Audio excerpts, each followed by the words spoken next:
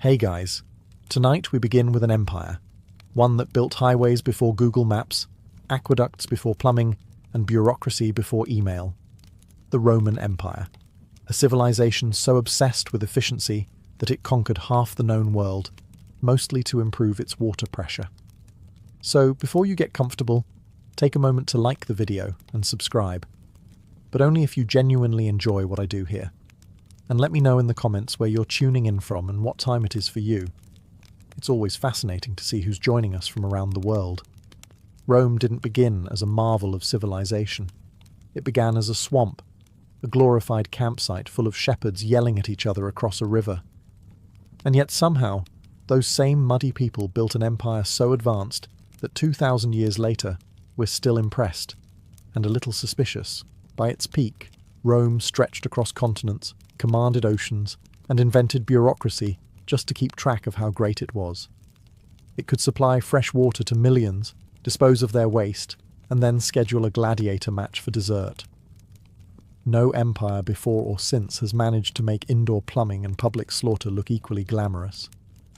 The secret to Rome's success wasn't divine favor or luck. It was a lethal mix of discipline, paperwork, and unrelenting competence. Roman engineers didn't dream about flying or philosophy. They dreamed about drainage. These were people who looked at a swamp and thought, let's build a city here. It'll be hilarious. They had no electricity, no power tools, and not a single YouTube tutorial, just geometry, slaves, and raw determination. And somehow it worked. Their cities had heated floors, functioning sewage systems, and running water at a time when most of Europe still thought rain was witchcraft.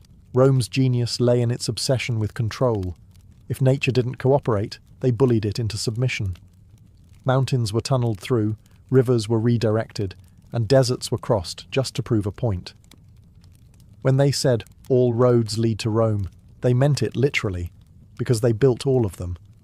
But Rome's true technology wasn't just concrete or aqueducts. It was pride. The empire was powered by pure, undiluted confidence. Every building was a flex, every invention an insult to anyone still using sticks. Even their ruins seemed smug. Arches standing tall after earthquakes, whispering, "Still up, are you?" And here's the best part. They achieved all this without electricity, computers, or even a functioning sense of humility. Rome didn't invent everything. It just made everything better, louder, and preferably with columns. If you want to know why Rome lasted so long, don't look at its legions, its laws, or its gods. Look at its concrete. Because while empires crumble, Roman cement somehow doesn't. The Romans didn't invent concrete. They just took the idea, added volcanic ash, and created something indestructible. It was called opus caementitium, which roughly translates to, "We figured this out before you did." The formula used lime, ash, and seawater to make a material that actually heals itself over time.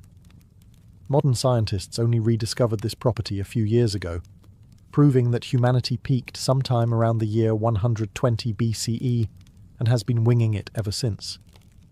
This mix allowed the Romans to pour entire temples, bridges, and harbours that are still standing today.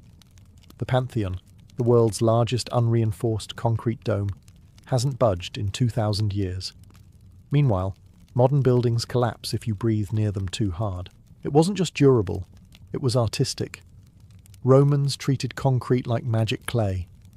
They moulded it into arches, domes, and vaults so elegant that future architects spent centuries trying and failing to copy them. They didn't hide their engineering behind walls, they showed it off. The message was simple. We could crush you, but we'd rather impress you. They used it everywhere. Aqueducts, amphitheatres, baths, even harbours submerged underwater. The Portus Casanus, built with Roman marine concrete, still survives beneath the waves. Modern divers go down to study it, and you can almost hear the ancient engineers laughing. Of course, not everyone was impressed. Greek purists sneered at the rough texture and called it ugly. But the Romans didn't care. They were too busy reshaping the world. Concrete wasn't art. It was power you could build with. And that's the beauty of Roman innovation. They didn't just build monuments, they built permanence. The empire fell, the emperors vanished, but their walls refused to. In the end, the real mystery isn't how Roman concrete worked, it's how the rest of us forgot. 2,000 years later, we still pour weaker cement, build uglier structures, and call it progress. The Romans would have called it incompetence. If Roman concrete was the muscle of the empire, aqueducts were the veins, carrying life, luxury, and the occasional dead rat straight into the heart of civilization. Before Rome, most cities fetched their water from rivers or wells, a charming but unhygienic system that often ended with dysentery. The Romans looked at that and said, "No thanks." Instead, they built 260 miles of gravity-powered waterways that delivered fresh water to over 1 million people. No pumps, no motors, just math, arrogance, and perfect angles. Each aqueduct was a masterpiece of precision. Engineers calculated gradients so subtle that water could flow for 50 miles without spilling a drop. They tunneled through mountains, built stone arches across valleys, and made sure the water arrived with just enough pressure to make a public fountain dramatically unnecessary, but morally satisfying. And yes, they used lead pipes, which might explain why later emperors thought marrying horses or declaring themselves gods was a good idea. But toxicity aside, the system worked flawlessly. Water flowed through homes, bathhouses, gardens, and entire fountains built purely to say, "We're cleaner than you." Rome had over 11 aqueducts, each named with the same level of pomp as a luxury brand: Aqua Marcia, Aqua Claudia, Aqua Virgo, the Evian of antiquity. The Aqua Appia, their first, was built in 312 BCE and still functions today. Meanwhile, some modern cities can't keep a water main running for 5 years without apologizing on local news. At its peak, the aqueducts delivered 200 million gallons of water per day, enough to fill 300 Olympic pools if Rome had cared about sports that didn't end in bloodshed. Public baths stayed open all day, fountains gushed for aesthetic dominance, and even the poorest citizen could enjoy a rinse that didn't involve a muddy puddle. For the Romans, plumbing wasn't luxury, it was civilization. They believed running water separated humans from animals. Ironically, most of Europe would forget that belief for the next 1,000 years. Rome didn't just master water, it mastered convenience. And that, more than any conquest or battle, is why its empire still echoes today. Because no one remembers the general who won a war, but everyone remembers the people who built the plumbing. If there's one thing the Romans couldn't stand, it was filth, or at least other people's filth. Their cities were loud, crowded, and full of questionable street food, but somehow clean. Rome managed to do what most medieval cities never did. It figured out how to handle human waste without letting it handle them. The heart of this genius was the Cloaca Maxima, one of the world's first sewer systems. Built around the 6th century BCE, it started as a drainage canal and evolved into a subterranean labyrinth that still carries water today, which is impressive if you ignore what kind of water it's carrying. The Cloaca Maxima collected runoff from streets, bathhouses, and latrines, funneling everything into the Tiber River, where, in true Roman fashion, someone probably still fished. It wasn't perfect, but it kept the city from drowning in its own civilization. The medieval world wouldn't rediscover this concept for about 1,000 years, choosing instead to throw waste out windows and hope for a strong breeze. Romans were fanatical about public hygiene. They had public baths in every city, enormous complexes with heated pools, steam rooms, and gymnasiums. Everyone from senators to slaves could bathe daily, gossip, and debate politics while sitting naked in a room full of steam and ambition. Even the toilets were communal. Long marble benches with holes, no stalls, and a shared sponge on a stick. It wasn't glamorous, but it was efficient. The Romans didn't fear germs because they didn't know what germs were. Yet somehow, they still managed to live cleaner than most 14th century kings. And here's the kicker. They turned sanitation into propaganda. Aqueducts, sewers, and baths weren't just civic utilities. They were proof of moral superiority. Cleanliness meant civilization. Dirt meant barbarism. When Romans looked at conquered territories, they didn't just see enemies. They saw people who still used buckets. In short, Rome was the first society to realize that infrastructure is image. The empire ran on two things: water pressure and pride.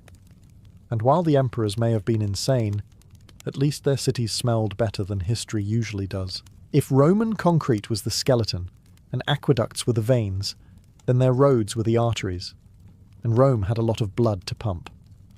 The empire built over 250,000 miles of roads, stretching from the sands of Egypt to the fog of Britain. That's enough to circle the earth 10 times, which, knowing the Romans, they probably would have tried just to prove a point. These weren't lazy dirt paths either. Roman roads were military-grade infrastructure, layered with gravel, stone, and crushed bones of anyone who complained about the workload.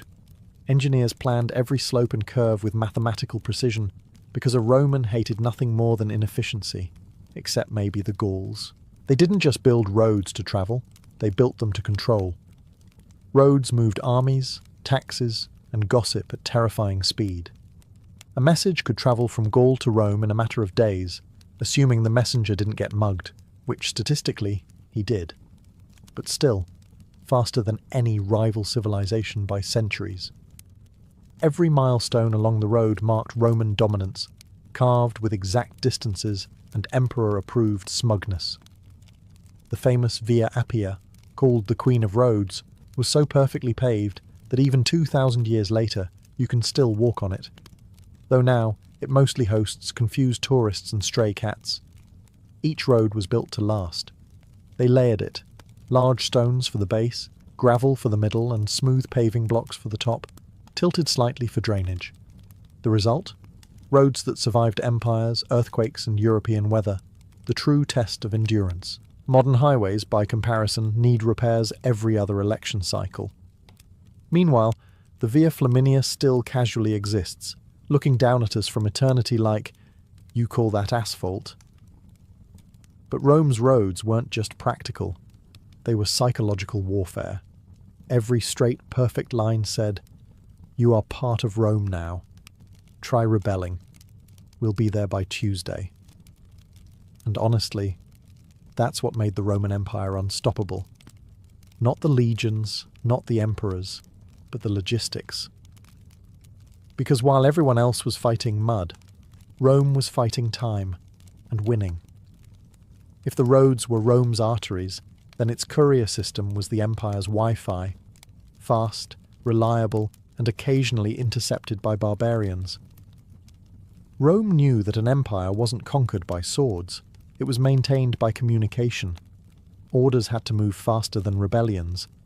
So, they built the Cursus Publicus, a state-run postal service created by Augustus, who apparently wanted to read bad news faster. This was no casual mail system. It was a logistical masterpiece, complete with stations, horses, and bureaucrats who probably slept in spreadsheets. Couriers carried wax tablets, scrolls, and imperial decrees across thousands of miles, changing horses at way stations called mutationes. The rich could send messages across the empire in mere days, which was great, unless those messages were tax bills. Each courier wore an official badge, the ancient equivalent of a government email signature. They rode day and night, swapping horses at every stop, their only real hazard being exhaustion, robbery, or accidentally delivering a death sentence to the wrong villa. The system's efficiency bordered on terrifying. The emperor could send a command from Rome to Egypt in less than a week.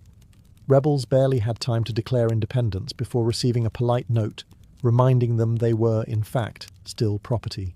And because Rome loved control, they built maps, intricate scroll-like road charts showing every route, town, and way station. The most famous, the Tabula Peutingeriana, looks like a cosmic spaghetti diagram of the known world. It's basically Google Maps for people in sandals. But this wasn't a public service. Ordinary Romans didn't get to mail love letters or grandma's sandals across the empire. The Cursus Publicus was for official business only. Military orders, tax records, and the emperor's daily micromanagement. If you were a civilian, Your best bet was handing your message to a friend and hoping they didn't die en route. Still, for its time, it was miraculous. Rome had built the world's first high-speed information network, powered by horses and human endurance. Messages crossed continents, empires stayed in sync, and history's largest bureaucracy kept humming. It wasn't glamorous, but it worked. And in Rome, that was the highest form of beauty. Roman architecture wasn't just functional. It was propaganda carved in stone. Every dome, column, and arch screamed, "We are better than you, and we can prove it mathematically." The Romans didn't build small. They built monuments, the kind of public works that made conquered nations forget they were conquered, at least until the tax bill arrived. Their buildings weren't just shelters, they were statements. The Colosseum, for example, could seat over 50,000 people, had retractable awnings, elevators powered by slaves, and better crowd control than modern concerts. All this, so people could watch tigers eat accountants. Then there was the Pantheon, which looks like the gods themselves designed it on a good day. Its concrete dome remains the largest unreinforced dome in the world, because apparently rebar was for cowards. The oculus at the top, that perfect circular hole, wasn't just an architectural feature, it was a flex. Light streamed through it like divine approval, illuminating the empire's greatest achievement, its own ego. Roman architects didn't just master symmetry, they weaponized it. They used arches and vaults not only for strength but for beauty. Arches made aqueducts possible, bridges eternal, and temples impervious to time. They didn't decorate their structures with art, they made the structure itself the art. And let's talk about scale. Romans loved making you feel small. Entering a basilica or bathhouse wasn't relaxing, it was humbling. The buildings dwarfed everyone, reminding citizens that Rome was infinite, and they were, statistically speaking, not. Even the floor mosaics were designed to look up at you with quiet judgment. Everything in Roman architecture was perfectly balanced between utility and showmanship. The engineering was flawless, but so was the marketing. Every structure said, "We built this for you, but also to make you feel unworthy." And perhaps that's the genius of it all. The Romans built not just to last, but to outlast, to remind the future that while empires fall, smug architecture doesn't. Today, tourists line up to admire ruins that refuse to die, while somewhere deep in the dust, you can almost hear an ancient architect whisper, "You're welcome." Rome's greatest innovation wasn't the sword, or even concrete. It was geometry with attitude. The arch turned the impossible into architecture. Before Rome, everyone built flat things. Flat walls, flat ceilings, flat roofs that collapsed the moment Zeus sneezed. Then came the Romans, who looked at gravity and said, "No." The Roman arch redistributed weight so perfectly that it let them build aqueducts, bridges, and stadiums that refused to fall down, even when empires did. Every curve, every keystone, every brick whispered a kind of smug mathematical poetry. The arch didn't just hold the structure, it held the empire together. And then there were the vaults, arches in series. When one arch wasn't enough, the Romans cloned it across a ceiling and called it a day. The barrel vault, the groin vault, the cross vault, all elegant names for what was essentially ancient structural flexing. They used them in baths, temples, and basilicas, not because they needed to, but because they could. The Colosseum alone contains 240 arches, stacked in tiers like an engineering wedding cake. Every arch perfectly balanced tension and compression, distributing weight down to the foundations. Modern architects still study it, and secretly cry. But Rome didn't stop at physics. It made arches beautiful. You couldn't walk 10 feet in a Roman city without passing one named after a guy who probably didn't deserve it. Triumphal arches were the empire's version of a press release. We won something. Here's a giant reminder. The Arch of Titus, for instance, celebrates the destruction of Jerusalem in glorious stonework. Nothing says, "Please admire our empire," like immortalizing someone else's tragedy in marble. And that's the thing. The Romans didn't just master gravity, they humiliated it. Their architecture wasn't about surviving nature. It was about outsmarting it, in public, with style. 2,000 years later, their arches still stand, unbothered, while glass skyscrapers crack under the first mild earthquake. The Romans may have fallen to politics, plague, and bad leadership, but their geometry? Still undefeated. The Romans didn't just build with water, they worked it. Where other civilizations saw rivers as scenic hazards, Rome saw a power source that never needed lunch breaks. They turned flowing water into labour, and in true Roman style, they did it on an industrial scale. The empire's engineers developed watermills, hydraulic saws, and grain factories that could feed entire cities. At places like the Barbegal mill complex in southern France, 16 massive water wheels worked in perfect harmony, the ancient equivalent of a food processing plant, minus the health code violations. It's often called the world's first industrial site, which is both impressive and slightly depressing if you've ever waited for your toaster to break down. Their ingenuity didn't stop at grain. They built hydraulic-powered stone saws for cutting marble, water-lifting devices for irrigation, and mechanical pumps to drain mines. If you think Roman engineer sounds dull, remember, these people were moving entire rivers just to make bread faster. And yes, it was all powered by gravity, the quiet, invisible slave that kept the empire running. No electricity, no fossil fuels, no sustainability initiative. Just pure, ruthless practicality. Water went in one way, power came out the other. Simple, beautiful, and completely terrifying in scale. Their hydraulic mastery even reached into entertainment. The Colosseum had an underground system capable of flooding the arena for mock naval battles. Because apparently, watching real ships sink inside a sports venue was the ancient version of special effects, thousands of gallons of water, in and out on command, all for spectacle. What's remarkable is how much of it still works. The ruins of Barbegal still whisper with the outlines of channels and sluices, like the ghosts of engineers who never clocked out. 2,000 years later, we still can't decide whether the Romans were geniuses or maniacs. But one thing's clear. They built an empire not just on conquest, but on motion. Water flowed, gears turned, cities fed, and history quietly admitted defeat. Rome didn't just control nature, it employed it, and it never even had to give it a day off. The Romans didn't just conquer the world, they wanted to live comfortably while doing it. After all, what's the point of empire if your marble villa feels like a refrigerator? Enter the Hippocaust, Rome's version of central heating, invented 2 millennia before anyone else thought to complain about drafts. The system was simple genius, a furnace beneath the floor, channels that carried hot air through hollow bricks, and flues that vented it through the walls. The result? Heated floors, warm baths, and smug satisfaction. Rich Romans could stroll barefoot in January, while northern barbarians were still defrosting by firelight.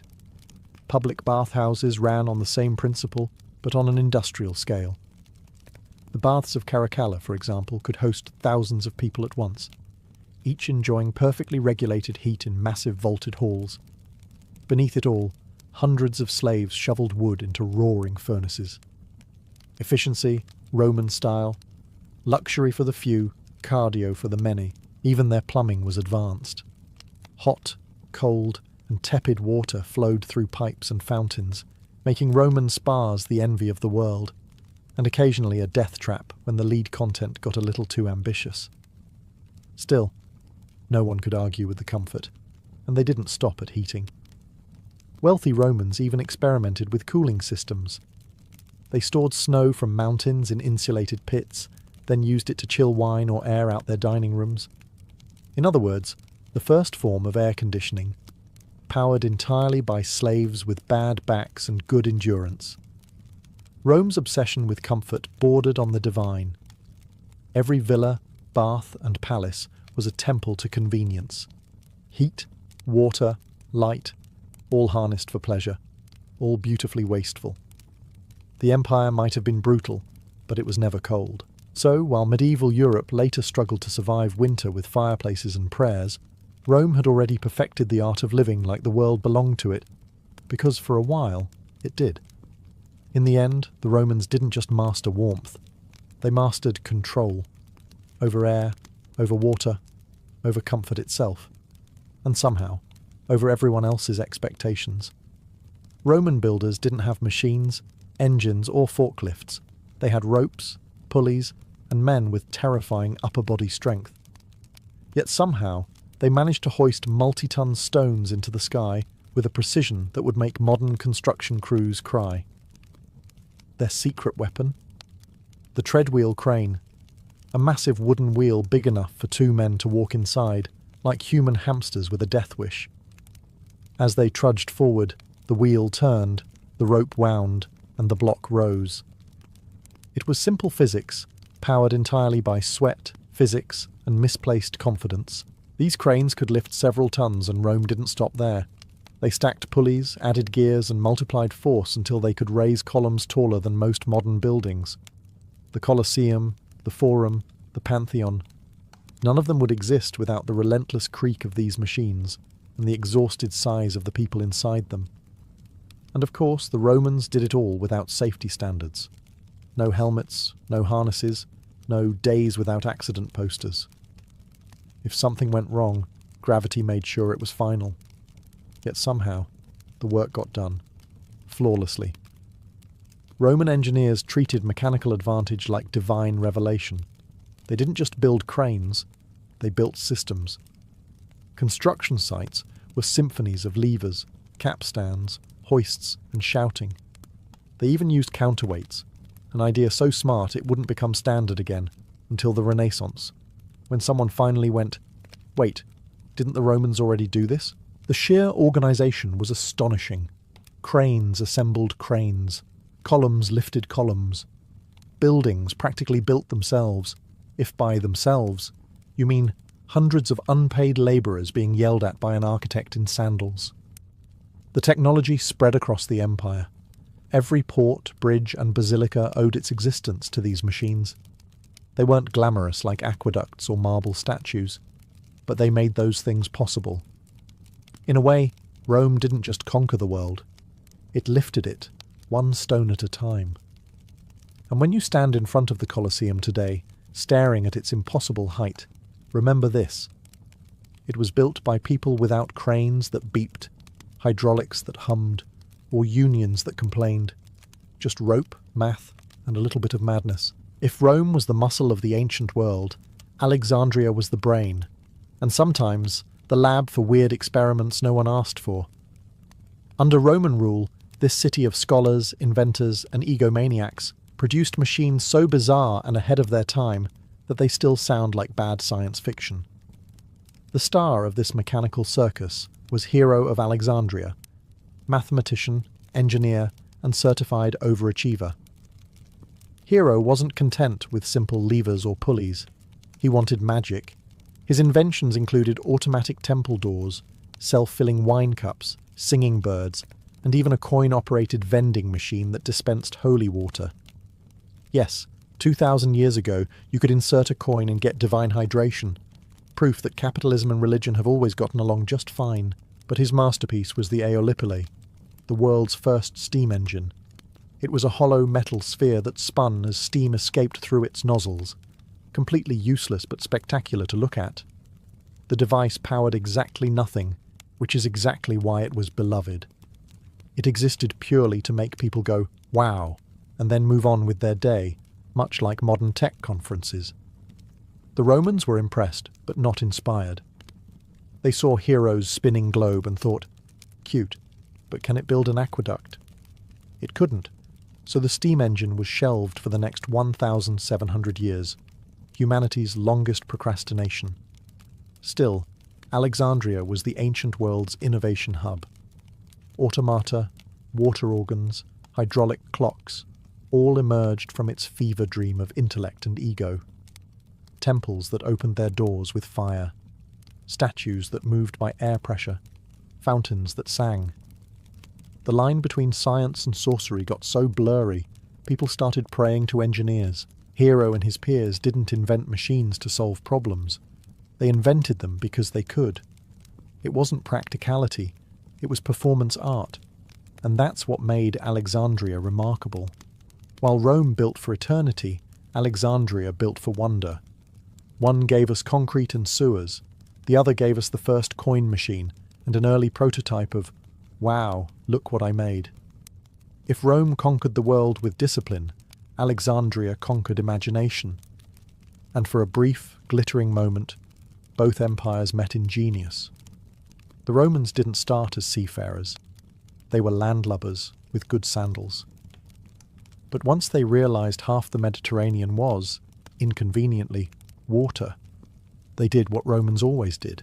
They copied someone else and then improved it until it terrified everyone.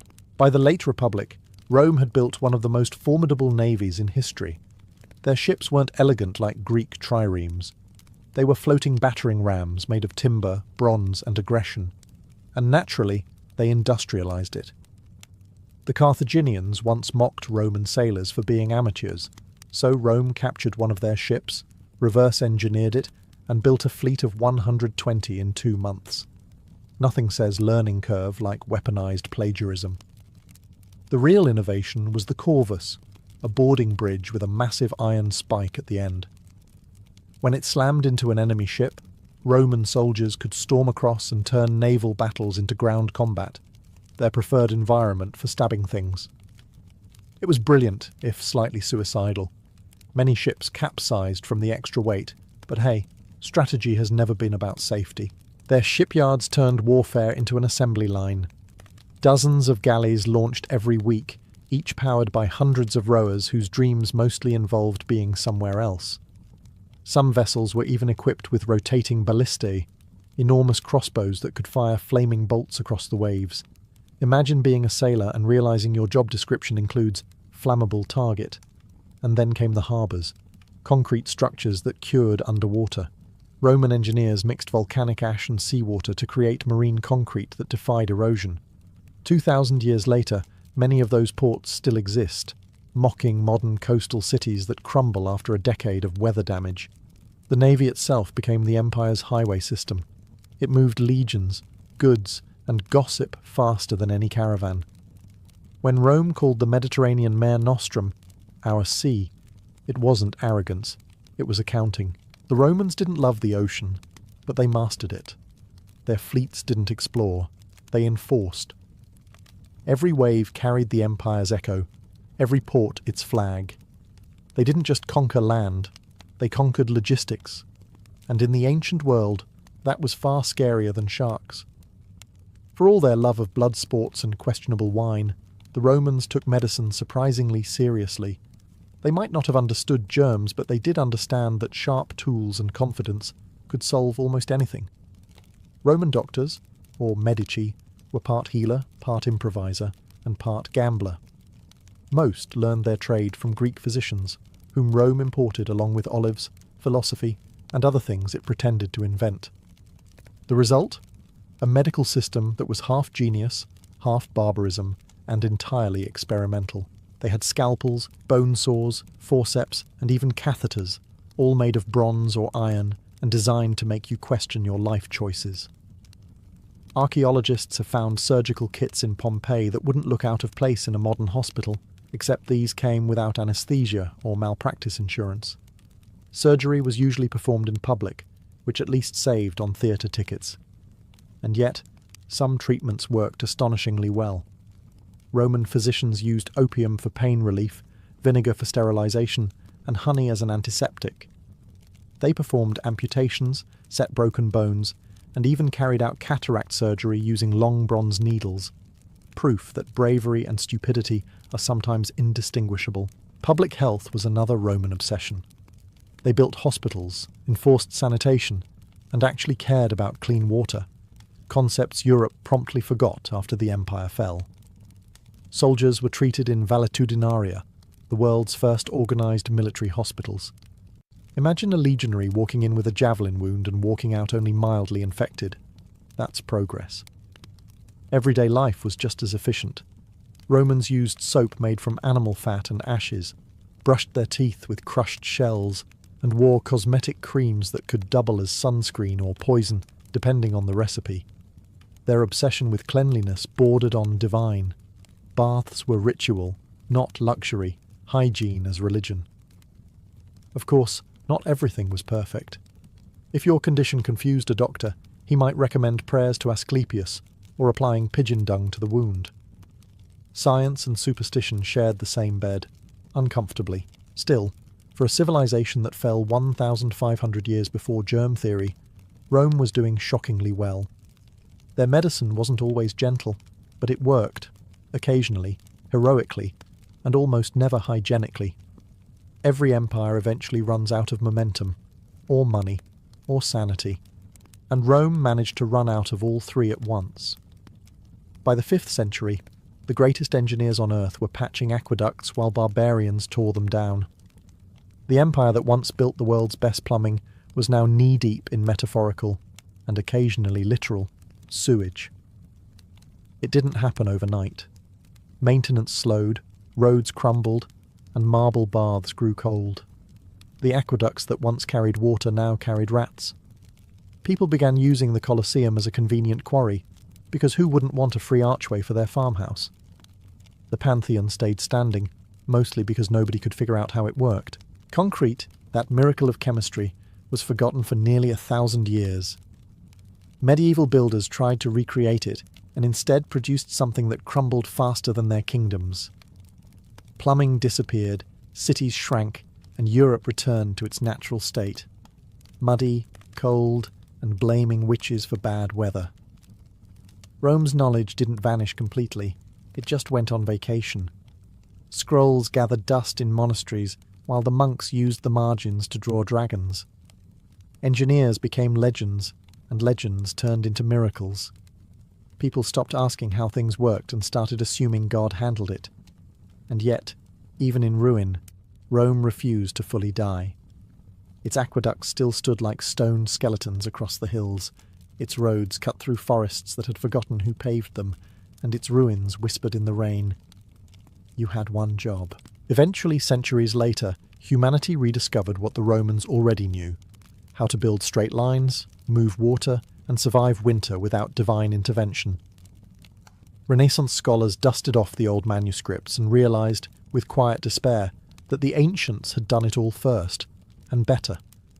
Rome's downfall wasn't ignorance, it was complacency. It built a world so perfect that future generations thought perfection was permanent. Spoiler, it wasn't. Still, the legacy endures. Every arch, every dome, every bridge that dares to stand for more than a decade owes something to that empire of engineers. Rome fell, yes, but its ideas refused to. Because true genius doesn't crumble. It just takes a 2,000-year coffee break. In the roaring heart of Constantinople, a city that never slept, always schemed and constantly judged, a girl named Theodora first learned what survival meant. Born around the year 500 CE to a bearkeeper at the Hippodrome, her early life was anything but royal. Her father's job involved entertaining the masses with half-tamed beasts, and when he died, the family's fragile security died with him. Her mother, left with 3 daughters and no prospects, did what many desperate Byzantine women had to do. She turned to the theatre. But let's be clear. The theatre of Constantinople wasn't some elegant hall filled with polite applause and intellectual debate. It was the empire's beating underbelly, a mixture of comedy, dance, satire, and seduction. The performers were adored and despised in equal measure. Men came to watch, laugh, and gossip, while pretending they weren't enthralled by the women who ruled the stage. Theodora entered this world as a child, small, sharp-tongued, and already learning that beauty alone was never enough. She danced, mimed, and acted in plays that mocked the powerful and titillated the crowds. Some called her a courtesan before she even reached her teens. Others called her a genius of performance. What everyone agreed on was that she had presence. When Theodora walked into a room, the air changed. Even her enemies noticed.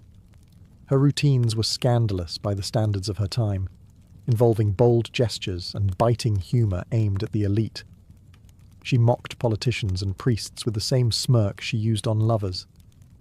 Yet beneath the glitter and laughter, she saw the cruel divide between the powerful and the powerless. Theodora may have been forced to entertain the upper class, but she never forgot that she wasn't one of them. By her late teens, she was infamous across the empire, praised for her beauty, condemned for her audacity. Aristocrats mocked her in public and sought her in private. She lived in a world where women were ornaments, yet she somehow managed to turn mockery into magnetism.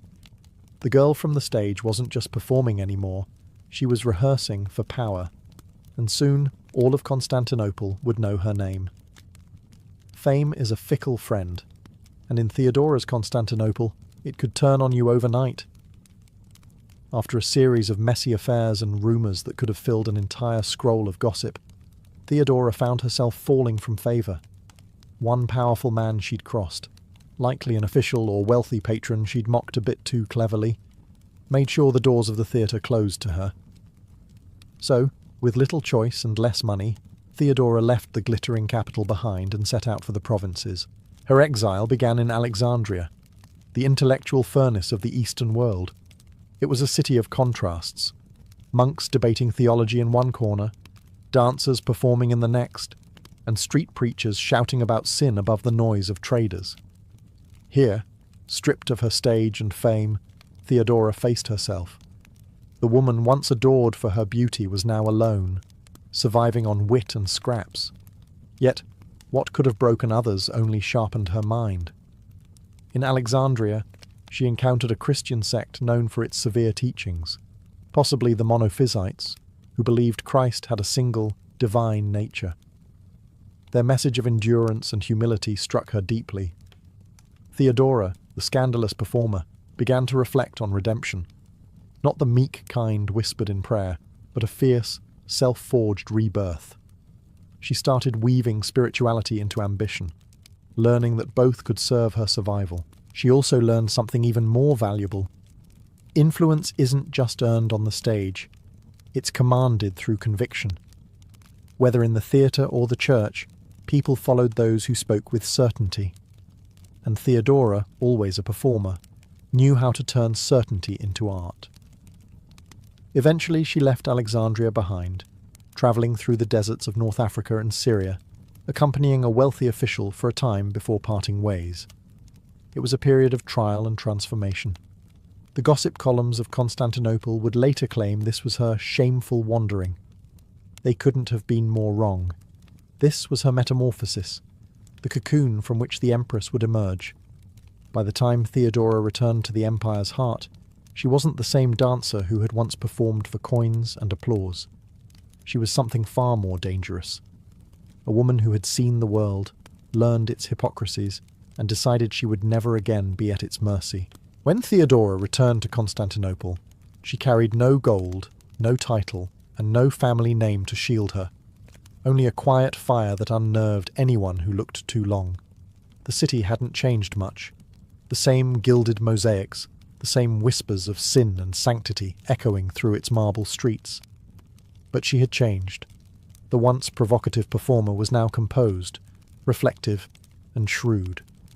She had learned that true power was not in the applause of the crowd, but in the attention of the few who ruled them. And soon, one man in particular would give her that attention: Justinian. At the time, Justinian was not yet emperor. He was the brilliant nephew of Emperor Justin I, ambitious, disciplined, and socially awkward in that charming way powerful men often are before history romanticizes them. He was a man obsessed with order, law, and destiny, but also one with a curious weakness. He admired strong minds as much as beautiful faces. Theodora, somehow, managed to embody both. Legend says Justinian first saw her while she was living modestly in a small house, spinning wool and offering counsel to other women. She was no longer the spectacle of the hippodrome, she was a mystery wrapped in humility.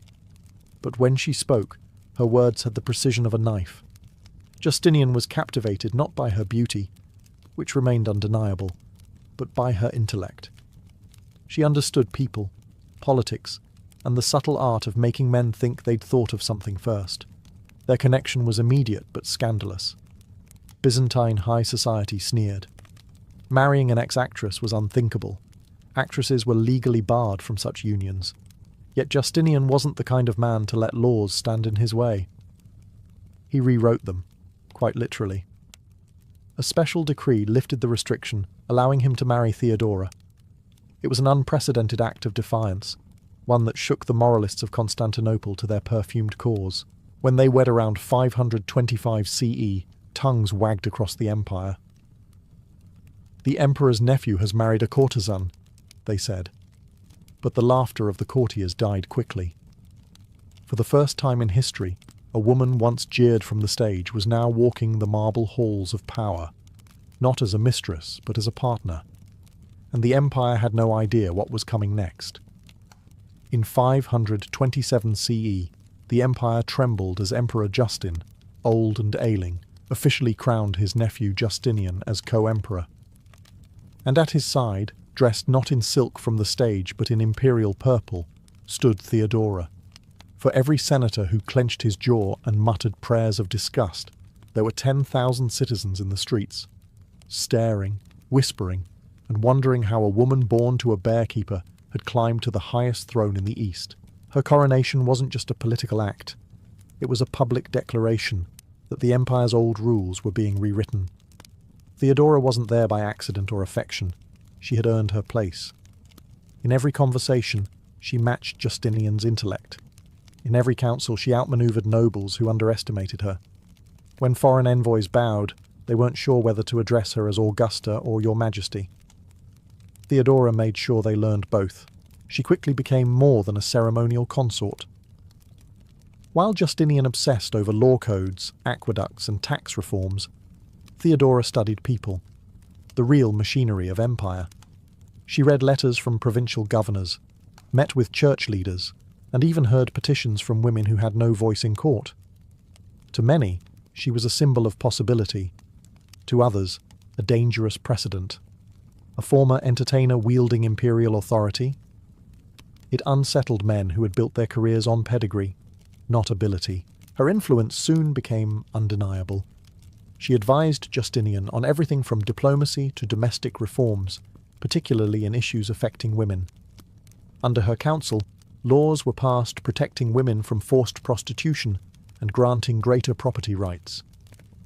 Theodora, once labelled the empire's shame, had become its unexpected moral reformer.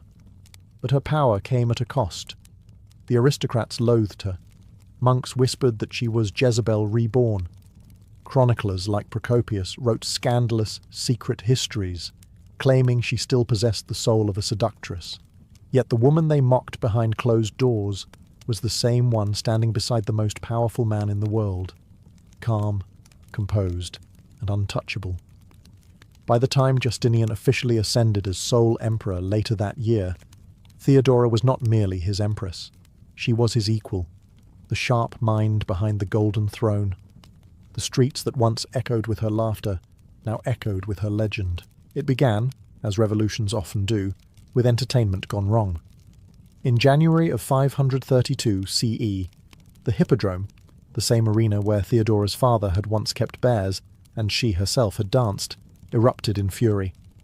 The rival chariot teams, the Blues and the Greens, had long been more than sports fans. They were political factions with deep loyalties. That day, their chants turned from cheers to war cries. What began as a protest against arrests escalated into 6 days of bloodshed, fire, and rebellion. The infamous Nika Revolt. Byzantium burned. Senators, eager to restore their lost influence, secretly sided with the rioters. The mob, tens of thousands strong, roared for Justinian's overthrow and the crowning of a new emperor. The palace shook with the sound of rage outside its walls, and inside, the imperial council descended into panic. Advisors begged Justinian to flee, to abandon the capital, the throne, and his dignity, but not Theodora. Dressed in purple, the colour of royalty and blood, she refused to run. She rose before the council, her voice steady amid chaos. "If flight were the only means of safety," she said, "yet I should disdain to fly. Those who have worn the crown should never survive its loss. Purple makes a fine shroud. It was more than courage, it was strategy. Her words snapped Justinian out of hesitation.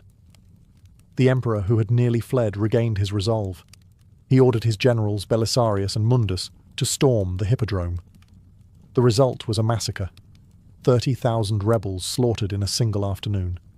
The rebellion ended not with diplomacy, but with the echo of swords and the stench of smoke. Theodora's defiance saved the empire that day. Her speech became legendary, taught in every future history of Byzantium. But beyond the rhetoric, it revealed the true nature of her power. She wasn't just Justinian's emotional anchor. She was the spine of the regime. After the revolt, no one dared question her authority again. The courtiers who once whispered behind fans now bowed deeply. The mob that once cheered her downfall had been silenced in their graves. Theodora had proven, in the most brutal way possible, that she was not a survivor of scandal, but the architect of survival itself. When the smoke of the Nika revolt finally cleared, Theodora emerged from the ashes not merely as empress, but as something rarer, a ruler forged in fire. Constantinople lay wounded, its streets charred, its people broken, and its faith in leadership shaken. Yet out of that ruin, Theodora saw opportunity.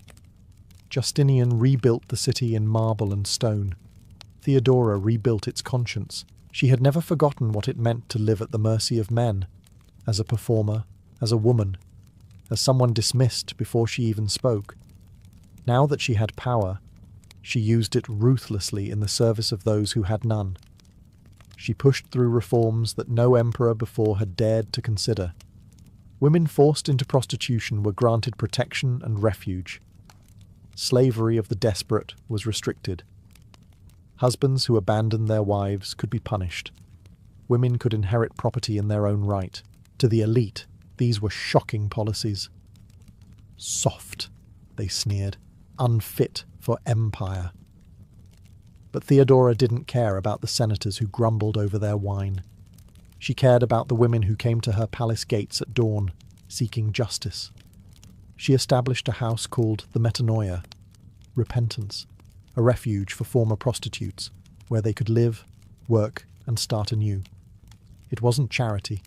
It was vengeance disguised as mercy. Theodora had turned the empire's shame into its strength.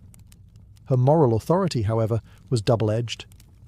Many of her critics called her reforms hypocrisy, citing her scandalous youth. They missed the point entirely.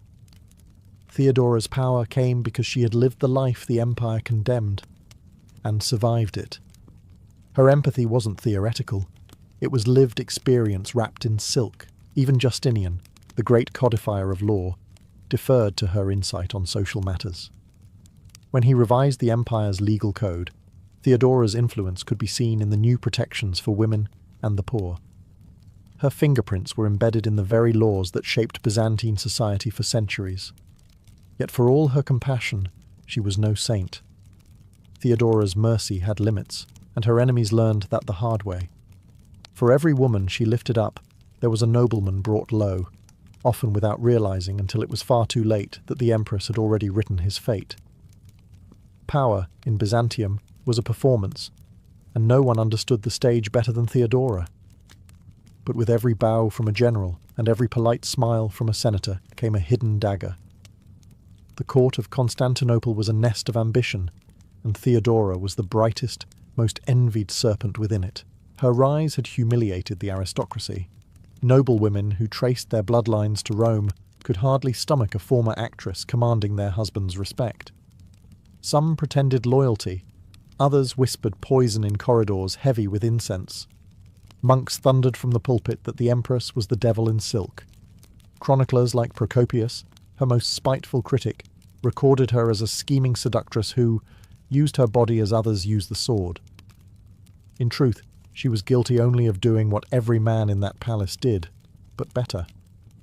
Her intelligence and sharp tongue made her both admired and feared. She was known to humiliate courtiers with a single glance, to freeze a senator mid-sentence with one raised eyebrow. When Justinian faltered in judgment, Theodora made the hard decisions, especially the ones that required no mercy. She played politics like chess, and her opponents never realized they'd been cornered until the board was swept clean. Her rivalry with the general Belisarius's wife, Antonina, was both alliance and war. The two women ruled their husbands as power partners, then turned on each other in bursts of betrayal and reconciliation that made even the gossips exhausted. One day, they'd share secrets over wine. The next, one would be orchestrating the other's downfall. It was court life at its purest, friendship laced with arsenic. Still, Theodora's sharpest weapon wasn't fear, but loyalty. Those who served her faithfully were rewarded beyond measure. She raised servants to courtiers, courtiers to governors, women to saints in the eyes of the empire. She built her own network of spies, informants, and loyal clerks, a silent army that answered to no one but her. Behind the jeweled veil, she was always calculating, always watching. Theodora had learned the first rule of power early. Survival depends not on innocence, but on control. And though her enemies seethed in gold and silk, she alone understood that crowns aren't inherited. They're defended, one ruthless decision at a time. If politics was Theodora's battlefield, religion was her chessboard. The Byzantine Empire wasn't merely a state. It was a divine hierarchy dressed in imperial robes. And yet beneath the gold-leaf mosaics and incense clouds, the empire was split by theological fury. The question tearing the Christian world apart was deceptively simple. Was Christ one nature or two? To outsiders, it was hair-splitting theology. To Byzantium, it was grounds for civil war. Justinian, ever the legalist, supported the orthodox position that Christ had both a human and divine nature. Theodora, however, quietly championed the Monophysites, who believed his nature was singular and divine. It wasn't just belief, it was loyalty. The Monophysites had sheltered her during her exile in Alexandria. Now she sheltered them in return. While Justinian debated bishops, Theodora played her own game. She transformed parts of the palace into safe havens for persecuted clergy, smuggling exiled monks back into the city and hosting secret councils under the emperor's very nose. In public, she smiled and nodded during orthodox ceremonies. In private, she sent gold and letters to Monophysite leaders hiding in deserts and monasteries. It was hypocrisy to some, diplomacy to others. But to Theodora, it was justice. Her maneuvering wasn't just religious, it was strategic. By backing the marginalized sect, she balanced her husband's authority with her own independent network of allies. While Justinian ruled the empire's laws, Theodora ruled its souls. She understood something her husband never fully grasped. Faith could control the masses far more effectively than decrees ever could. But her actions also deepened the chasm between them. Justinian adored her, yet their faiths became quiet rivals. He believed unity lay in doctrine. She believed unity lay in mercy. And though they ruled side by side, they were often two empires within one, his of marble, hers of conviction. Her defiance left a lasting mark. When the Orthodox chroniclers cursed her name, the Monophysites remembered her as a saint, their secret empress. Even centuries later they whispered her story in remote monasteries, calling her the protector of the true faith. In an age where belief could kill you, Theodora had done the unthinkable. She turned heresy into power and compassion into empire. By the mid-540s, Constantinople had changed, and so had Theodora. The grand reconstruction after the Nika revolt had turned the city into a jewel of the world, crowned by the Hagia Sophia, that vast dome floating like heaven's canopy above the skyline. Yet behind the splendour, plague and exhaustion crept through the empire. Justinian's wars drained its coffers, disease swept through the capital, and the once vibrant empress began to fade. Theodora had been many things: dancer, exile, queen, reformer. But she had never been fragile. Still, by 548 CE, illness began to tighten its grip. Historians suspect cancer, though the truth is buried with her. Even as her body weakened, her will remained ironclad. She continued to hold court from her bed, issuing commands through loyal attendants, scolding ministers, and refusing pity. She had lived too long surrounded by weakness to show any herself. Her final months were marked by an eerie serenity. The woman who once defied riots and theologians alike spent her last days surrounded by the empire she had reshaped. Justinian, broken with grief, visited her daily. To him, she was more than an empress. She had been his shield, his counsellor, and his equal. Without her, even the laws he'd written seemed lifeless. He had once rebuilt Constantinople from ashes, but he could not rebuild Theodora. When she finally died, at the age of about 48, the city fell silent. The same streets that once mocked her name now wept. The woman who had danced barefoot in taverns was laid to rest in imperial robes of purple and gold. Justinian had her buried in the Church of the Holy Apostles, the resting place of emperors, an honour few women had ever earned. But Theodora's death was not an ending. Her legacy endured in every law that protected the poor, in every woman who dared to speak, in every stone of the Hagia Sophia that glittered beneath the sun.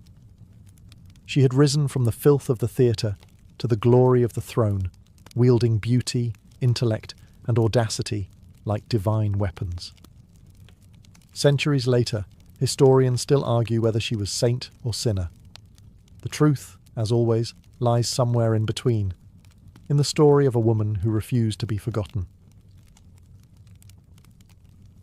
Before they became the iron-fisted rulers of the Baltic, the Teutonic Knights were simply a group of German pilgrims with a tent. It was 1190, and the siege of Acre was grinding the Third Crusade into the dust. The stench of blood and disease filled the air. The Holy Land had become a furnace of faith and death. In the chaos, a handful of men from Bremen and Lübeck, German merchants turned crusaders, set up a makeshift hospital beneath white sails stitched from their ships. Their goal was not conquest but compassion, to care for their wounded countrymen who had fallen under the burning sun. That humble act would be the spark that lit a much darker fire. What began as a band of healers soon grew into something far more formidable. War has a way of transforming charity into necessity, and necessity into power.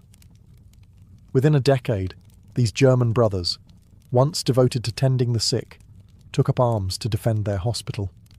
Their compassion hardened into discipline, their faith sharpened into zeal. By 1198, the transformation was complete. With the blessing of Pope Innocent III, the Order of Brothers of the German Hospital of St. Mary in Jerusalem was officially declared a military order, a fusion of monk and soldier. They wore white mantles marked with a stark black cross, a symbol of purity wrapped in menace. Their vows were holy: poverty, chastity, obedience. But their purpose had become unmistakably martial. They modelled themselves after the Knights Templar and the Hospitallers, but with one crucial difference. They were German. Their language, their organisation, their rigid hierarchy reflected the cold precision of the Holy Roman Empire. They were crusaders with a bureaucratic soul, knights who could pray, fight, and file reports with equal discipline. The Order's early years were spent defending Christian pilgrims and fortresses in the Holy Land, but Jerusalem was slipping away.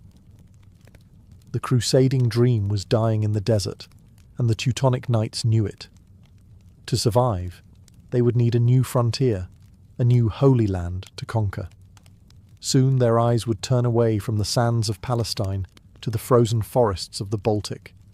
There, amid pagans and snow, their real empire would begin. Discipline was the marrow of the Teutonic Order. To join, one had to abandon not only worldly possessions, but also identity. Upon entry, knights surrendered their names, families, and any hint of personal ambition. In return, they gained a white cloak marked with a black cross, the unmistakable symbol of God's soldiers from the north. Their motto, though never officially written, could have been simple: fight, serve, obey. Life within the order was monastic, rigid, and severe. Each knight took vows of poverty, chastity, and obedience, ideals that often sounded holier on parchment than they looked in practice. Poverty meant living without personal wealth, though the order itself grew rich from land and spoils. Chastity meant avoiding women, but the frontier was long, the winters longer, and temptation lingered in every pagan village. Obedience, however, was absolute. A knight who questioned his commander did not face debate. He faced expulsion, or the sword. The ranks were sharply divided. At the top stood the Grand Master, a mixture of general, priest and bureaucrat, followed by commanders, priests and lay brothers, who handled logistics, farming and trade. Even among warriors of noble birth, humility was enforced. A baron might scrub dishes next to a peasant-born squire.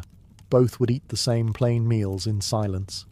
Arrogance was the devil's whisper, and the Teutonic knights prided themselves on deafness. Their castles were not just fortresses, but temples of order. Within their thick stone walls, daily life followed a strict rhythm of prayer, training, and combat readiness. Bells marked the hours of devotion, and every action was considered service to God, from sharpening swords to cleaning armour. Warfare was holy routine, but beneath this disciplined surface lay contradiction. The order's members believed themselves both monks and conquerors, men of God wielding steel in his name. They preached humility while erecting castles that towered over Baltic tribes. They vowed purity while baptizing entire regions with fire and blood. In their minds, conquest wasn't greed. It was salvation delivered at sword point. This was the paradox of the Teutonic Code. Absolute faith fused with absolute control. In their pursuit of divine order, the knights had created something more enduring and far more dangerous than they realized, a holy army that answered to no one but itself. By the early 13th century, the Holy Land was slipping from Christian hands, and the Teutonic knights knew it. The grand castles of Jerusalem were falling one by one, and the crusading zeal that had once ignited Europe was cooling fast. Yet the Church had a new idea. If the pagans of the East would not come to Christ, then Christ would come to them by sword if necessary. The Baltic, still home to the Prussians, Lithuanians and Livonians, tribes who worshipped forests, fire, and the old gods, became the next holy battlefield. It was Duke Conrad of Masovia, a Polish ruler tormented by raids from the pagan Prussians, who first extended the invitation. In 1226, he offered the Teutonic Order land along his northern border, a modest region called Kulmerland, in exchange for protection and conversion of the pagans. For the knights, it was the perfect offer: divine mission, political backing, and a vast wilderness to tame. Pope Honorius III and Emperor Frederick II both sanctioned the expedition. The Teutonic knights were granted the land they conquered forever, answering only to the Pope. It was a political loophole so cunning, it might have made the devil smile. By 1230, the order had arrived, their white cloaks flashing against the dark forests of Prussia. The natives didn't welcome them. They fought fiercely, striking from the trees with ambushes and fire arrows. The Teutonic response was methodical and merciless, the slow grind of discipline against defiance. Villages were razed, idols smashed, temples burned. Pagans who resisted baptism were executed or enslaved. Those who converted often did so with a sword at their neck. But the knights weren't mere brutes. They built fortresses wherever they marched, each one a symbol of permanent conquest. Wooden stockades soon gave way to stone, the most famous being Marienwerder, and later Marienburg, the beating heart of their rising state. Monks turned masons, and crusaders turned landlords. In the frozen wilderness, the Teutonic knights found something the Holy Land never offered: permanence. They were no longer guests in a foreign desert, but masters of their own domain.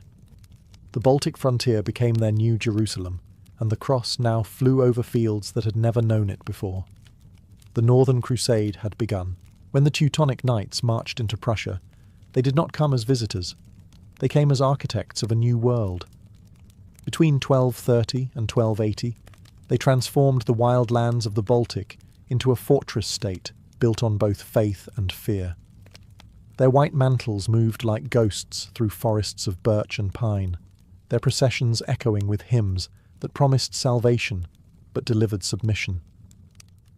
At first, the Prussians resisted fiercely. They fought as they lived, in tribes, bound by kinship and the sacred fires of their gods.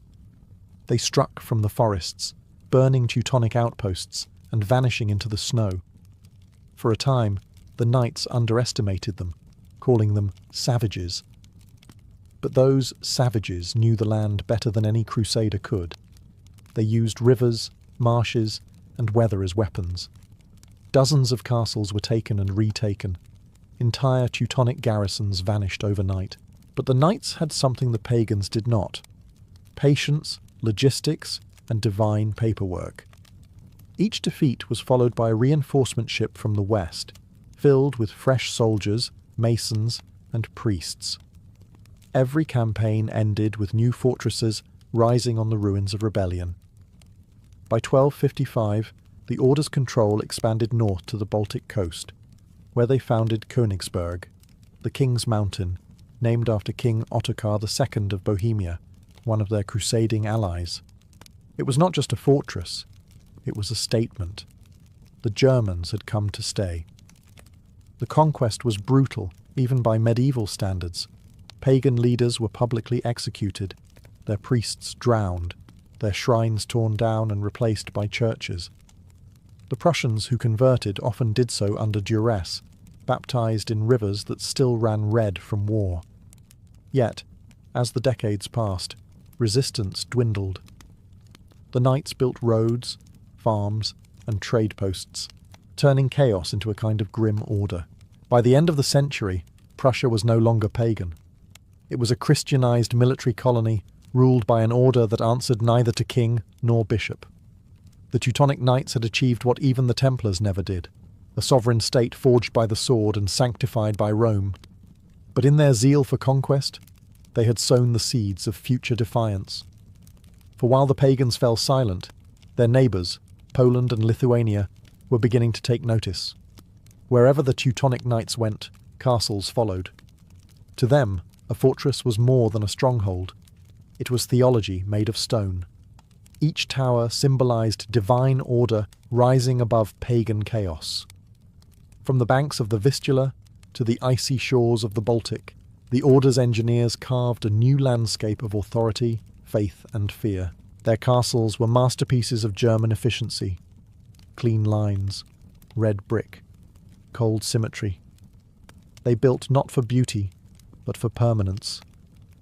The most famous of them all, Marienburg, the Castle of Mary, stood as the Order's capital, a colossal red brick fortress sprawling over the Nogat River.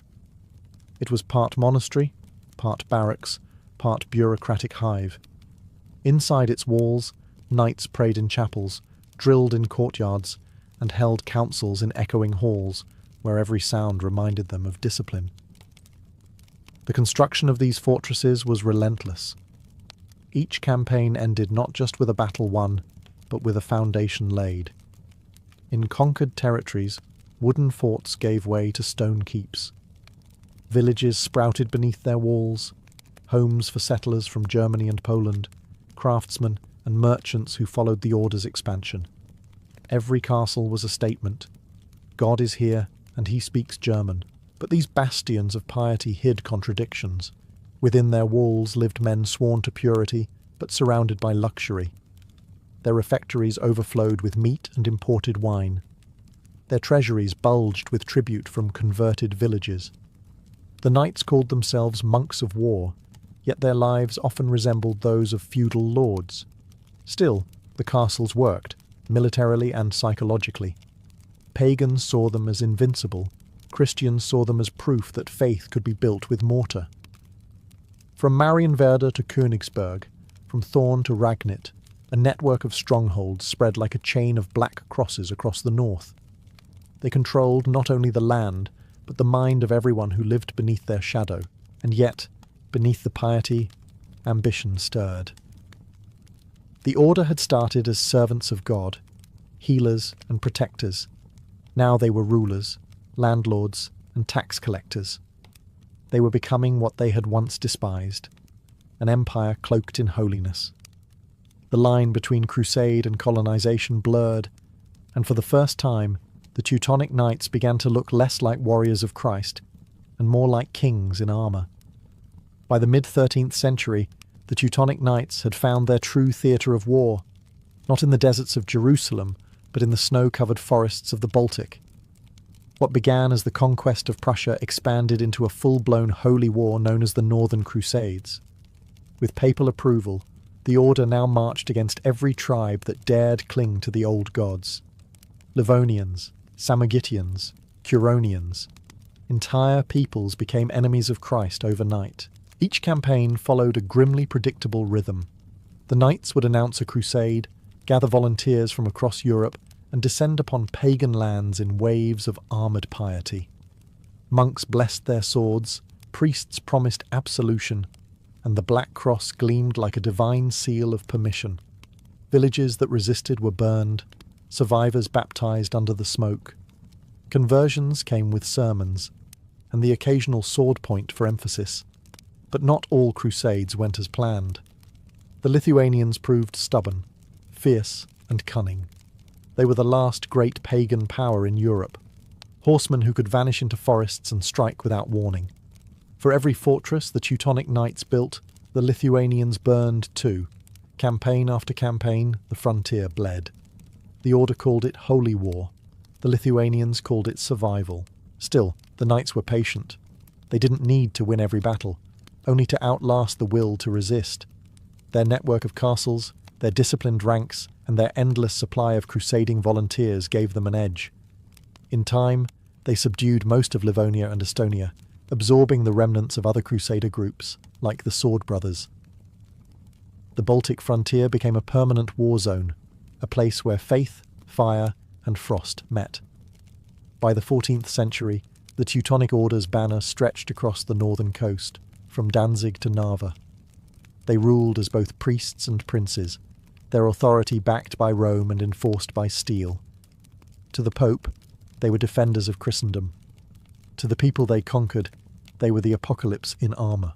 The Northern Crusades had made them rich and powerful beyond their founding dreams.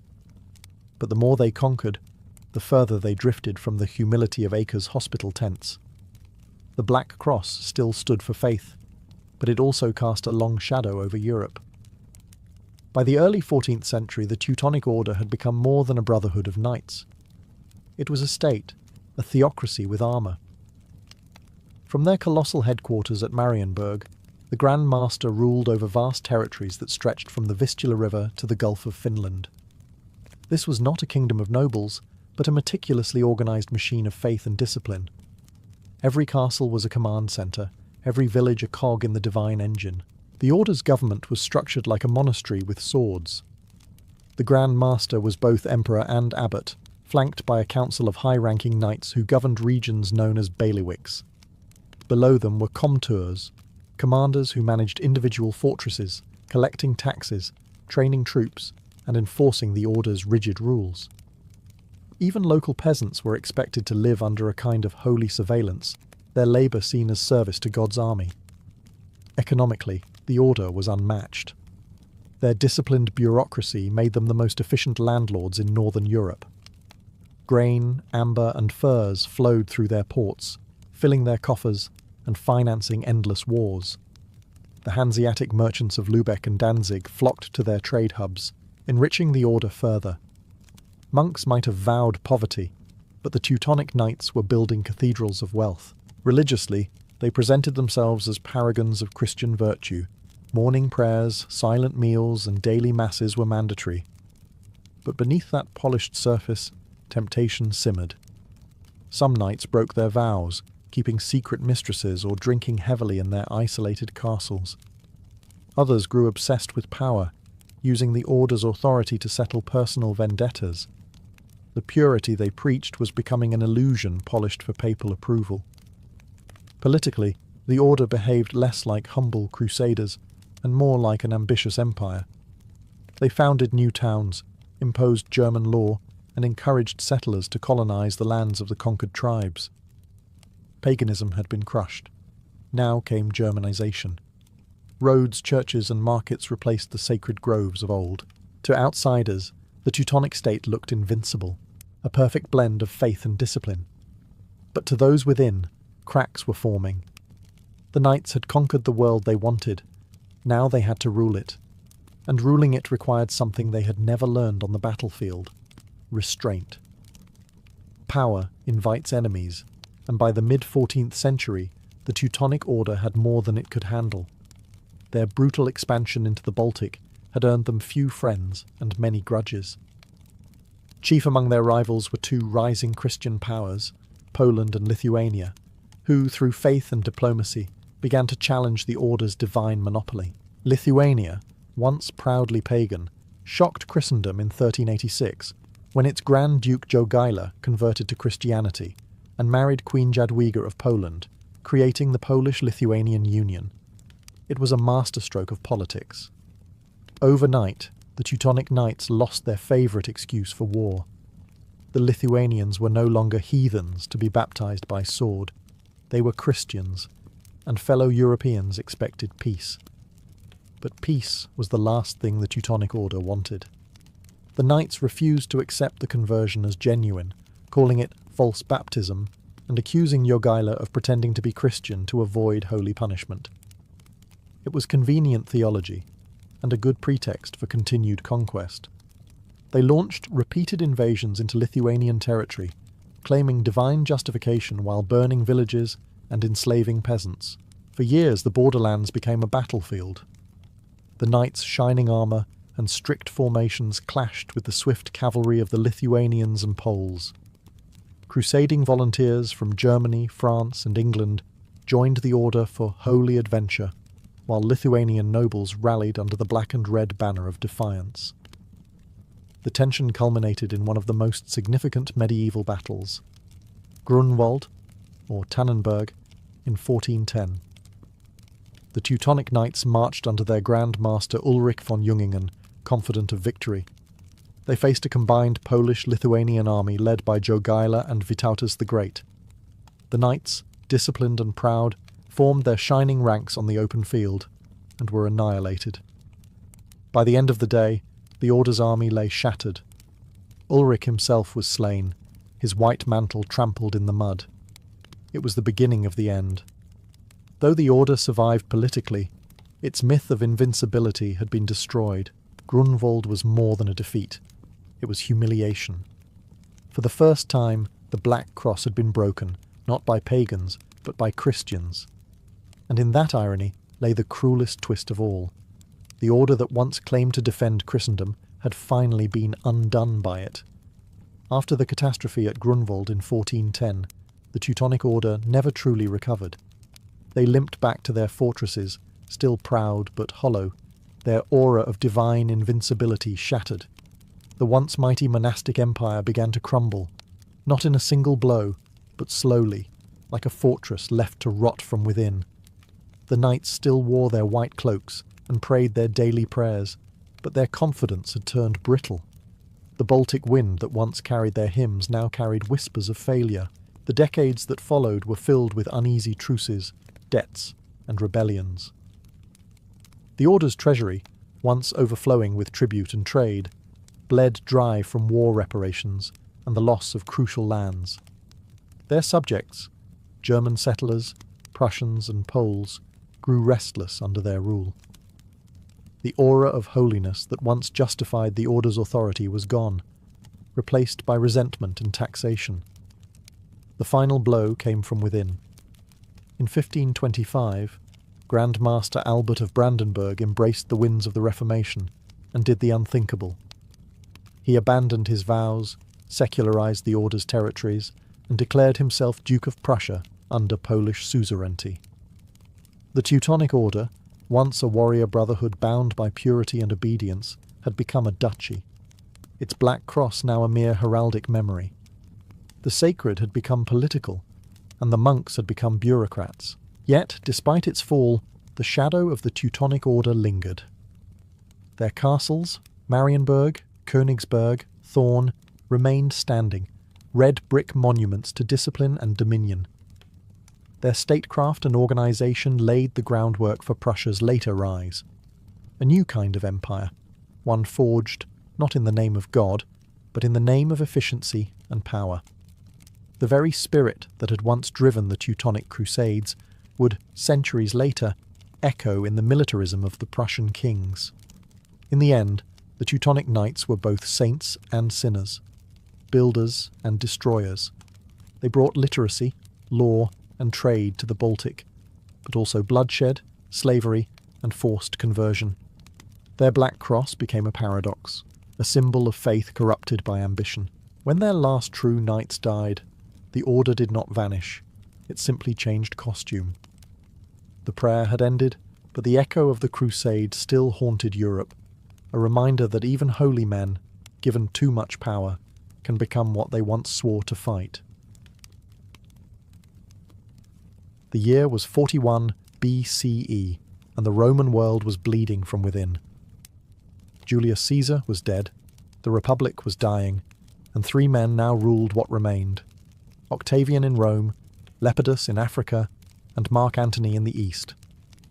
Of the three, Antony was the most brilliant soldier and the most dangerously human. He was impulsive, charming, and reckless, a man who could conquer nations but not his own desires. It was this flaw, or perhaps this gift, that led him straight into the orbit of Cleopatra VII, Queen of Egypt. Their first meeting took place in the city of Tarsus, on the southern coast of modern-day Turkey.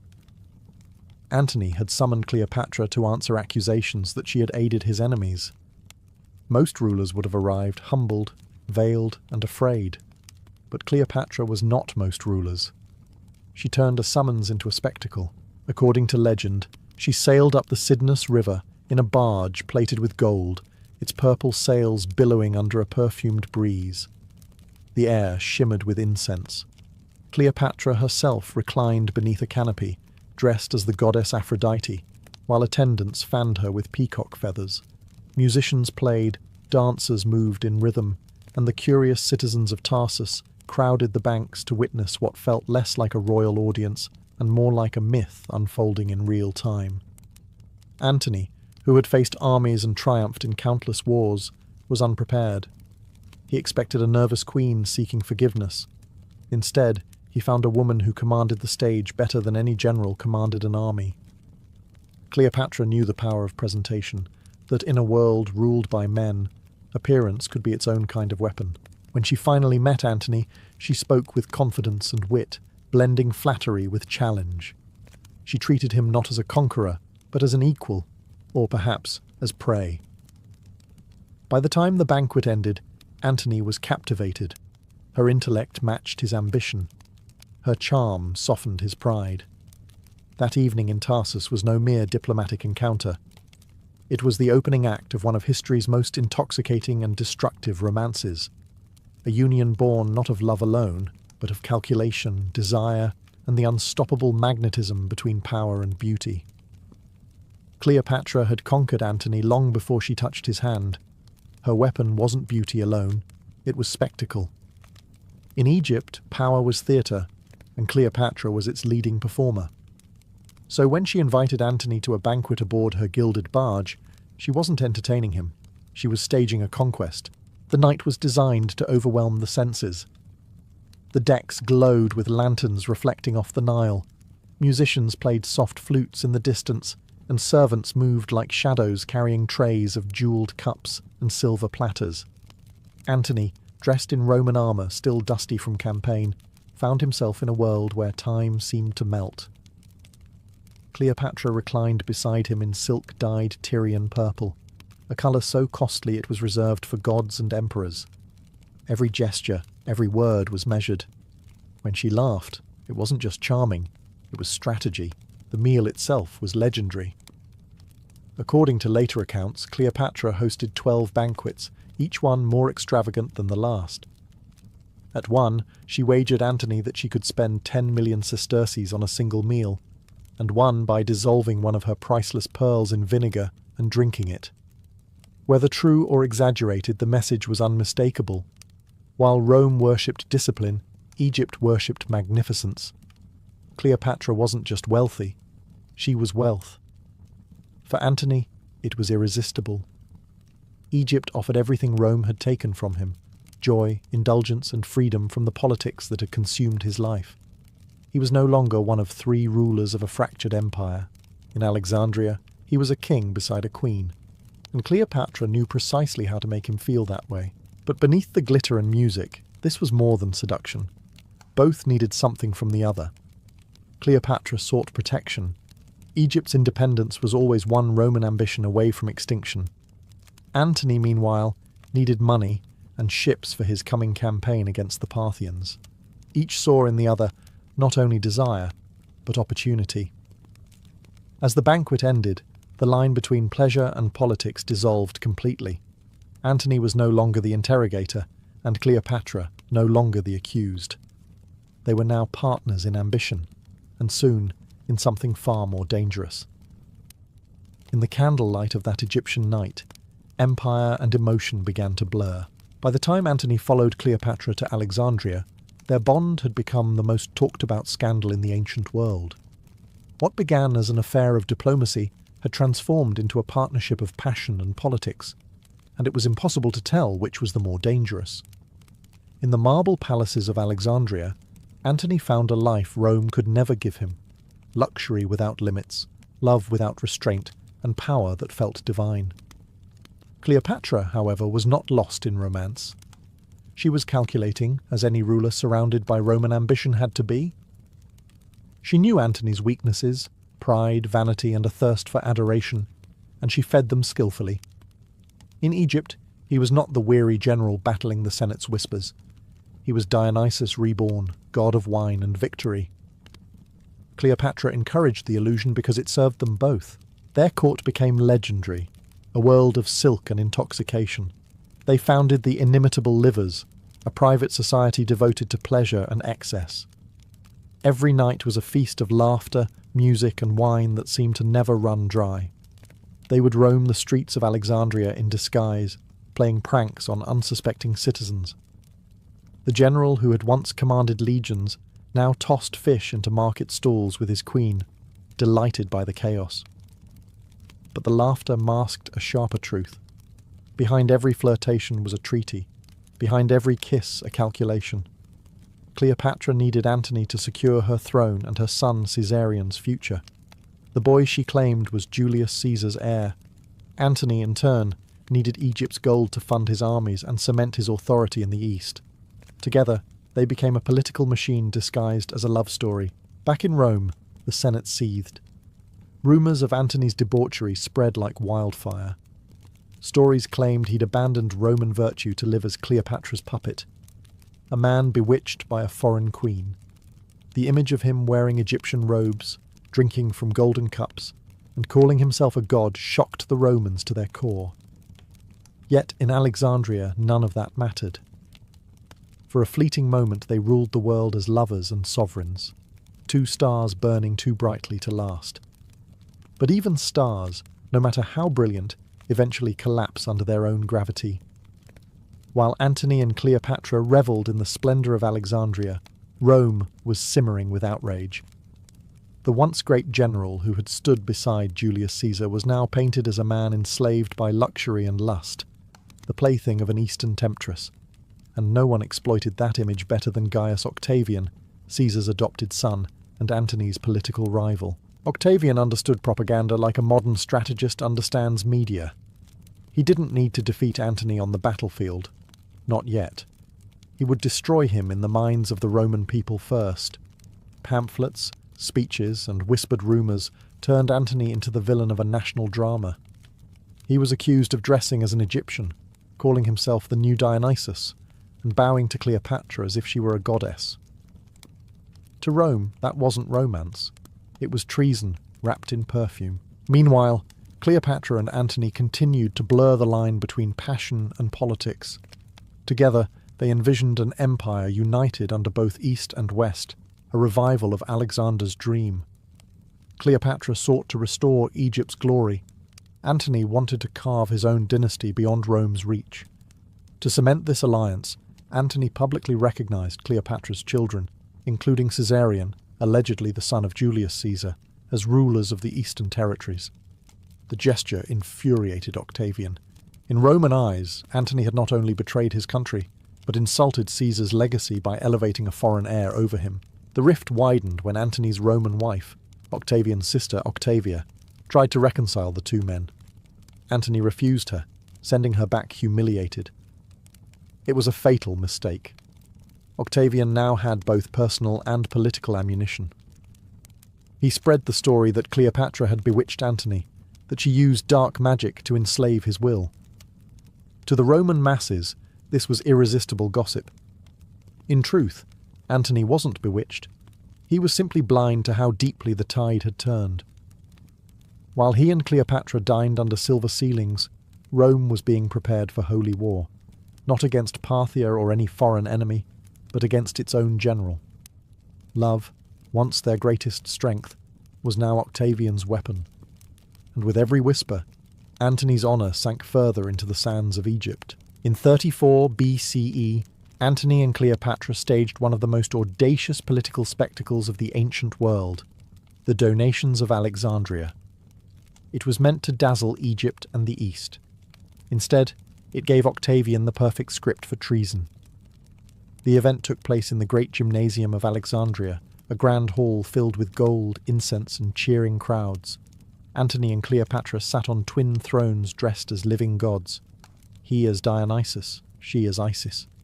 Before them stood their children, each draped in royal robes. What followed was less ceremony and more declaration.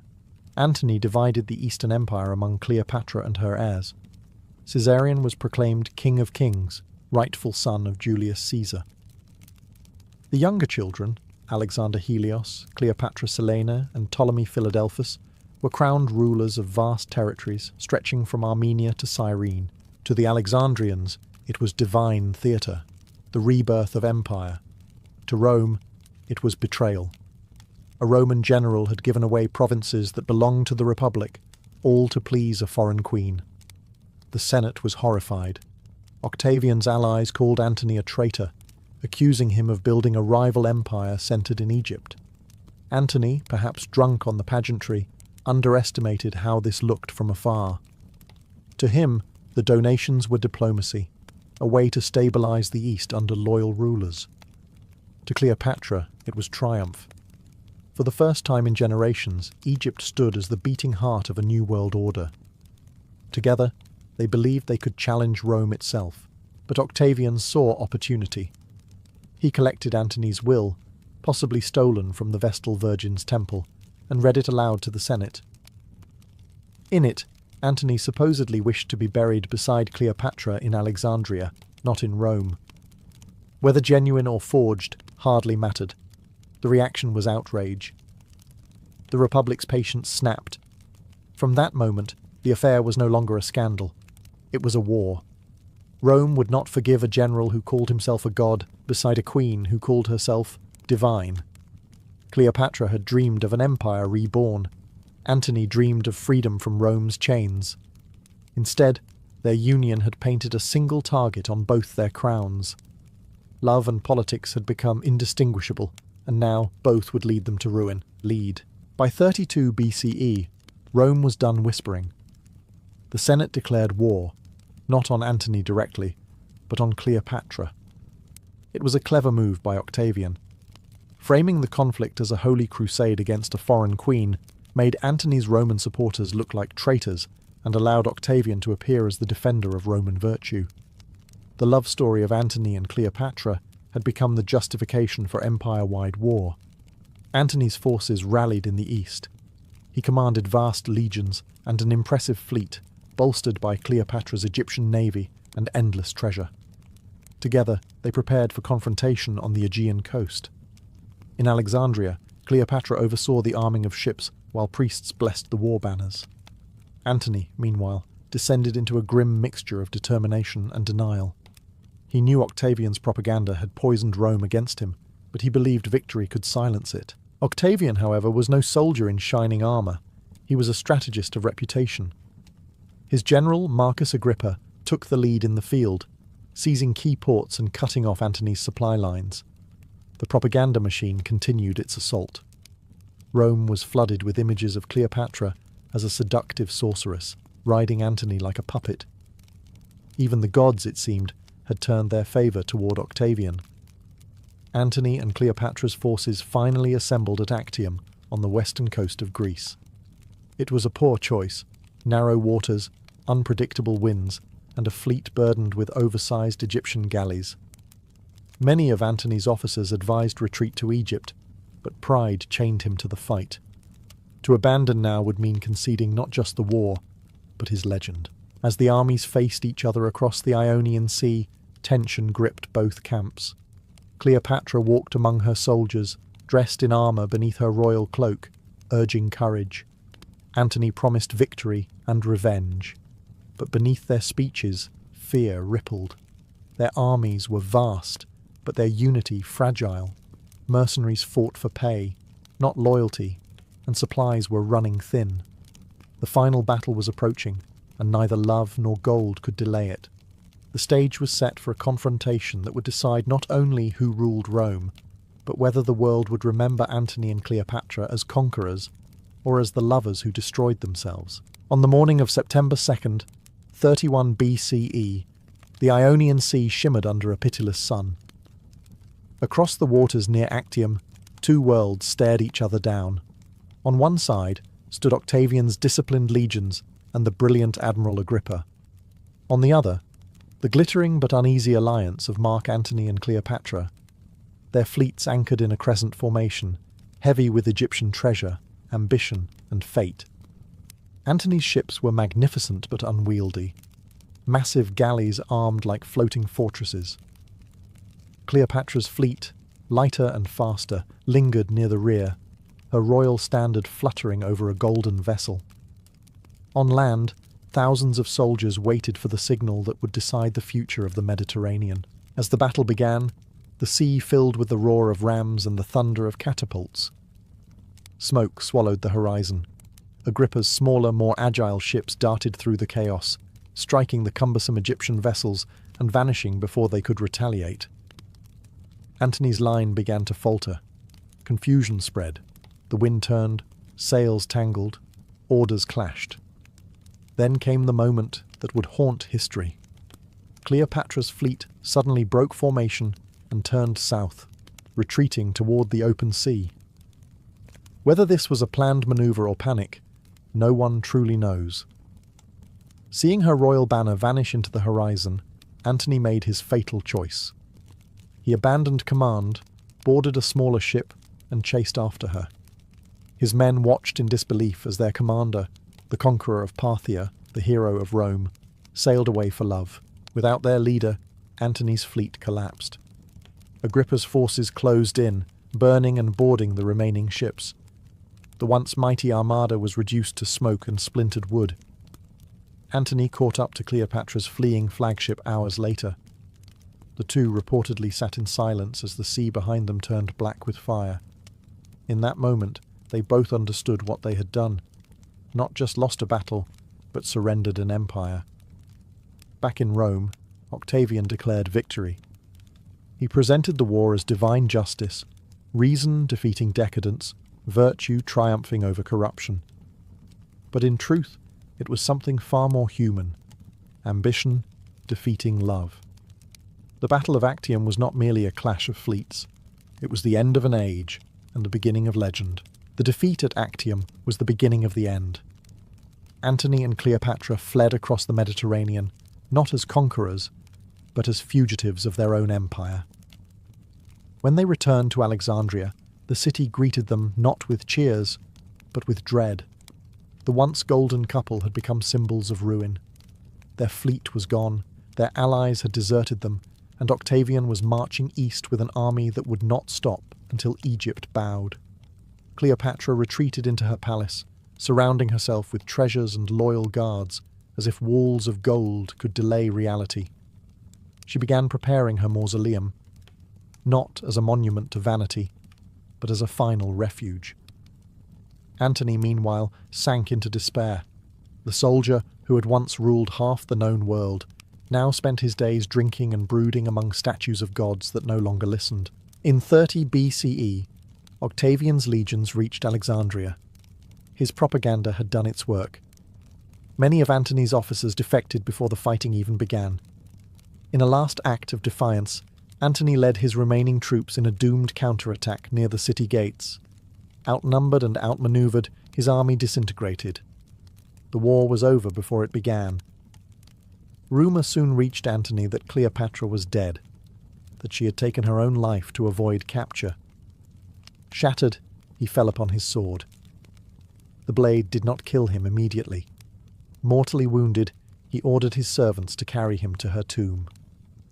When the doors opened, Cleopatra was alive, pale, weeping, and furious at the lie that had doomed him.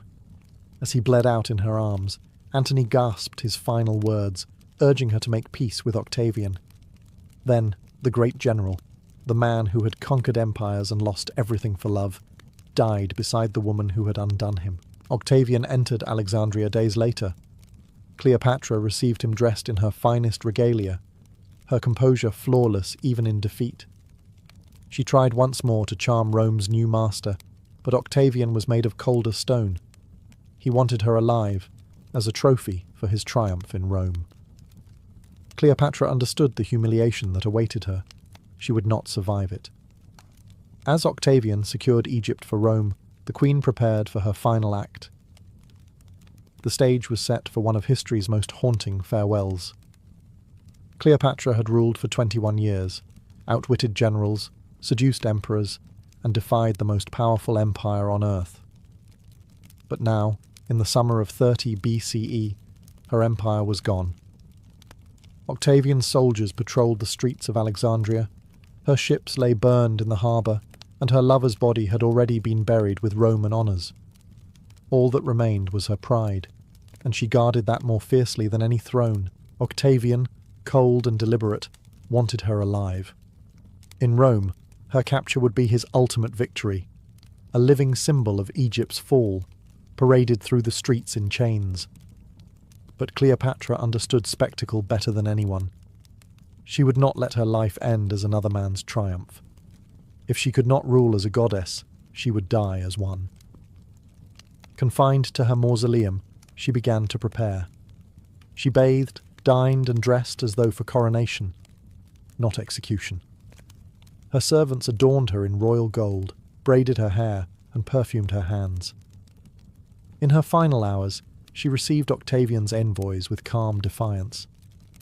She assured them she had no intention of harming herself, even as her eyes lingered on a small woven basket that had been brought to her chambers, disguised as a gift of figs. When Octavian's guards returned, they found her lifeless, lying upon a golden couch in her imperial robes. Two of her attendants, Iris and Charmian, were dead beside her. A faint pair of puncture marks showed on Cleopatra's arm. The serpent, the sacred asp of Egypt, had delivered its fatal kiss. News of her death spread like wildfire. Octavian was furious. She had denied him his victory. Yet even he could not help but admire her final performance. Cleopatra had robbed Rome of its spectacle and secured her legacy in one elegant gesture. She was buried beside Antony, just as she had wished, united in death as in defiance. With their deaths, Egypt's independence ended. Octavian became Augustus, Rome's first emperor, and the age of republics gave way to empire. But the legend of Antony and Cleopatra refused to die. For centuries, poets, painters, and playwrights would return to their story. Two lovers who turned politics into passion, and passion into myth. Their empire crumbled, but their names became immortal.